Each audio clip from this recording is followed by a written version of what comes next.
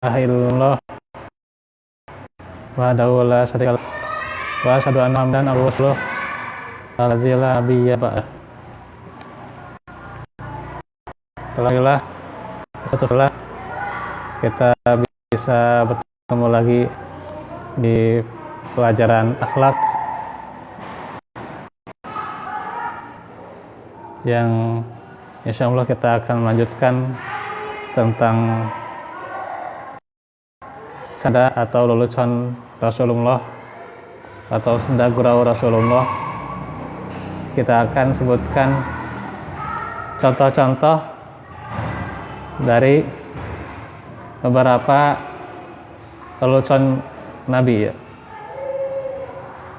Yang pertama, ada seorang perempuan datang kepada beliau seraya berkata, "Wahai Rasul, bawalah aku di atas onta." Beliau menjawab, "Kami membawa kamu ke atas anak onta." Perempuan itu berkata, "Buat apa aku naik ke atas anak onta? Karena dia itu tidak bisa membawaku." Nabi menjawab, "Semua onta adalah anak onta juga." Ya. Nyambungnya gitu. Jadi semua onta juga itu adalah anak onta ya gitu. Soalnya semua kita itu adalah anak manusia, jelas gitu ya. Ya. Anak sapi. Ya, jadi jelas ya gitu. Ini juga sama. Semua onta adalah anak onta gitu, jelas. Jadi ini ini adalah canda Nabi ya gitu. Itu yang pertama ya.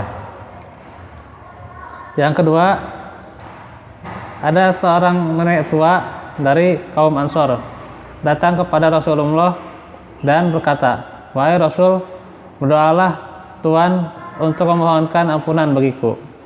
Beliau berkata, "Apakah kamu tidak tahu dan tidak mengerti bahwa di surga itu tidak ada atau tidak dimasuki dan tidak dihuni oleh seorang nenek tua seperti kamu?" Gitu. Nah, ini canda beliau ya. Maka nenek itu menjerit, menangis ya, karena merasa takut tidak masuk surga. Maka Rasulullah tersenyum melihat nenek itu menangis dan menjerit. Seraya berkata, "Wahai nenek, apakah kamu tidak membaca firman Allah yang menerangkan bahwa di dalam surga itu tidak ada wanita-wanita tua seperti nenek. Semua penghuninya dijadikan gadis perawan, penuh cinta lagi sebaya umurnya." Jadi ringkasnya, nenek-nenek itu kelak akan dijadikan muda dan gadis perawan ya. Sebagaimana dalam surah Al-Waqiah ya. "Inna ansha'nahunna insa'an faja'alnahunna abkara." Sesungguhnya Allah menciptakan mereka bidadari-bidadari dengan langsung, dan kami jadikan mereka gadis-gadis perawan, penuh cinta lagi sebaya umurnya. Jadi ketika di surga itu si nenek-nenek itu ya dijadikan muda lagi gitu ya gitu. Jadi ini hikmahnya gitu ya. Masuk surga dijadikan muda lagi gitu ya gitu. Cobi kami masuk surga katanya kolot keneh gitu ya, sanduresap gitunya ya leku bidadari gitu. Nah kan jadi ini hikmahnya kenapa dijadikan muda gitu ya gitu. Dan inilah canda beliau ya. Yang ketiga, Anas bin Malik berkata, "Sesungguhnya Nabi berkata kepadaku, wahai orang yang mempunyai dua kuping." Beliau bermaksud untuk bersenda gurau atau melucu ya. Dan berkata kepada Anas, "Wahai orang yang mempunyai dua telinga, yang suka mendengarkan serta dapat memahami apa yang didengar." Maksudnya dia memuji gitu ya. Gitu. Dalam hal ini beliau memuji kecerdasan dan IQ ya. IQ Anas bin Malik, luar biasa ya, IQ dari Anas bin Malik radhiyallahu anhu. Karena itu bagaimana kecerdasan dari Anas bin Malik ya, beliau mendengarkan dan memahami apa yang didengar gitu ya gitu. Kalau kadang kita ya boro-boro paham gitu ya, mendengarkan saja tidak gitu ya gitu. Ayat khutbah bobo gitu ya gitu. Atau ada yang tausiah kadang ulang gitu ya. Ulang natarik gitu ya gitu lah. Jadi kumaha bisa paham gitu ya ilmu nya. Aduh. Nah, inilah rahasianya bagaimana mendengarkan gitu ya gitu. Ya, soal paham terpahamnya tema nomor sekian sebenarnya. Kemudian juga soal cerdas tidak cerdas yaitu nomor sekian gitu ya, bukan target utama seorang itu belajar gitu ya. Tapi target utamanya dia adalah punya kemauan terus belajar terus rajin gitu ya gitu. Nah, ulangan jeblok ya itu mah lain soal sebenarnya gitu. Bukan penentuan gitu ya gitu. Bukan penentuan seseorang itu bisa ulangan bagus ya. Yang penting bagaimana perhatian dia terhadap ilmu, itu yang paling penting gitu ya. Karena yang penting itu adalah hidayahnya ya, bukan kecerdasannya gitu ya. Banyak orang cerdas tidak diberi hidayah gitu ya. Profesor ya. S3 S-tong-tong tentunya lewat S-tong-tongnya gitu ya.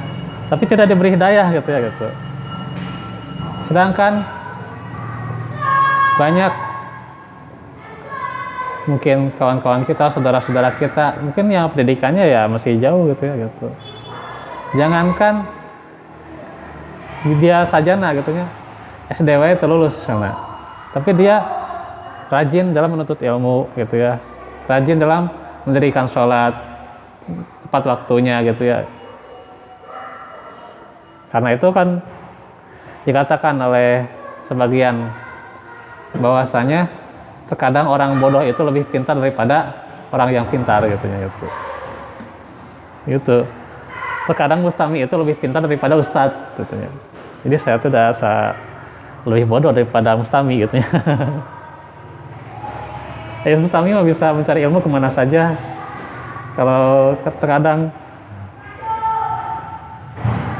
guru itu terbatas gitu ya. Terbatas mengajar gitu ya. Jadwal ngajar, tambahan deh jadwal ngajar, tambahan deh jadwal ngajar. Kadang-kadang ripuh gitu ya.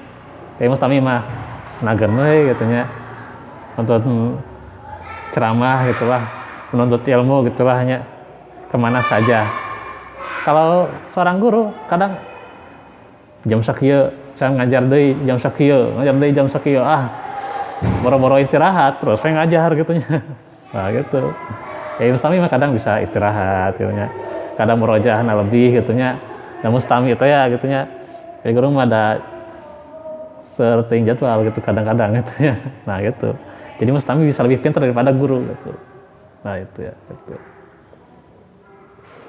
Jadi di sini bukan berarti kita melihat ini IQ Anas bin Malik bagus ya, tinggi gitu ya, luar biasa. Jadi harus ke sana juga, enggak juga gitu ya gitu. Ini ya maksudnya faedahnya bagaimana kita terus rajin menuntut ilmu ya, walaupun bagaimanapun adanya gitu ya gitu. Gitu. Ustadz Sugeng itu ya, itu Alhamdulillah, saya benar-benar salut kepada beliau ya. Salah satu jamaah yang luar biasa ya. Beliau belajar ke Ustadz Yusmedi itu lama dan bisa hafal Al-Baqarah tuh ya. Tapi semenjak stroke gitu ya, 2 tahun hilang semua hafalannya ya. Hilang semua hafalannya.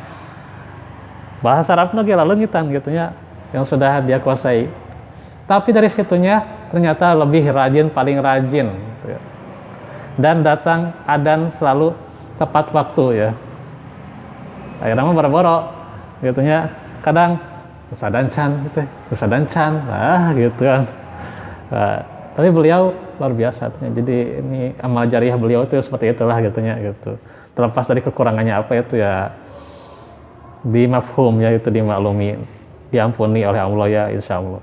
Jadi kadang bener kan, itu saja bisa lebih rajin daripada seorang guru katanya gitu.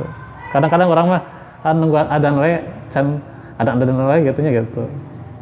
Nah itu ya gitu. Kamu ke PPKM misalnya ya masjid teh nah itu can adan we, oh udah ditutup masjidna gitunya. Geus adan lah gitu, baik gitu. Kan gitu kadang-kadang nungguan adan nih. Padahal kan geus waktuna itu salat. Nah itu ya gitu. Jadi inilah kadang-kadang jadi dilema di kita ya. Tapi yang terpenting bagaimana bisa rajin menuntut ilmu ya. Satu poin lagi saja ya, karena ini waktu ya. Beliau juga berkata kepada seorang perempuan dari Ansor, susullah suamimu karena di matanya ada putihnya. Maka perempuan itu segera menyusul suaminya dengan rasa khawatir. Maka suaminya berkata, ada apa kamu kesini dan menyusul aku? Maka perempuan Ansor itu, istrinya, menjawab, Rasulullah berkata kepadaku bahwa pada matamu ada putihnya. Nah ya artinya di matamu pasti ada putihnya gitu ya gitu. Semuanya mengatakan memang pada mataku pasti ada putihnya gitu ya. Tapi bukan karena suatu penyakitnya. Semua juga mata pasti ada putihnya gitu ya. Nah, kan gitu. Kagok kejadian ya, kagok. Rasulullah adalah orang yang berlapang dada. Nih, yang kelima ya.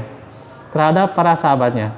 Ada seorang yang namanya Zuhair, suka memberikan kepada beliau sesuatu yang istimewa dari desa sebagai hadiah.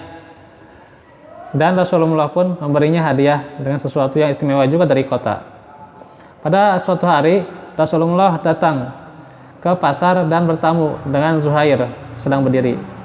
Lalu beliau menghampirinya dari belakang dan didesaknya dengan tangannya ke dadanya.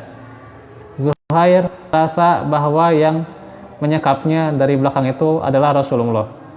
Maka dengan sengaja dia menggeserkan punggungnya pada dada Rasulullah untuk mengambil berkah. Rasulullah berkata, siapa yang akan membeli budak? Zuhair menjawab, jika yang menjadi budak itu aku, maka aku tidak akan laku. Maka Rasulullah berkata, tapi kamu laku di sisi Allah. Luar biasa itu. Laku di sisi Allah gitu. Jadi jangan berkecil hati lah gitu ya. Ini hiburan dari Nabi juga gitu ya. Bahwasanya Zuhair itu ya, dengan kedermawanannya gitu ya. Tapi dengan kedermawanannya itu bisa laku di penjuru langit. Itu luar biasa gitu ya gitu. Nah inilah yang menjadi faedah yang bisa kita pelajari pada hari ini ya. Walaupun singkat, insyaallah terus menerus ya kita mengambil hikmah di dalamnya ya. Dan nanti kita akan lanjut bagaimana sahabat juga ya pernah bercanda gitu ya gitu. Nah itu nanti kita akan bahas ya. Selasa depan kita bahas juga tentang fikih ya. Wa'alafu minkum warahmatullahi fikum. Rabbana atina fid dunya hasanah wa fil akhirati hasanah wa qina adzabannar. Rabbana atina min ladunka rahmah wa hayyi lana min amrina rasyada. Allahumma inna nas'aluka al-afwa wal afiyata fid dunya wal akhirah. Aku qouli hadza wa astaghfirullah li wa lakum. Wassalamualaikum warahmatullahi wabarakatuh.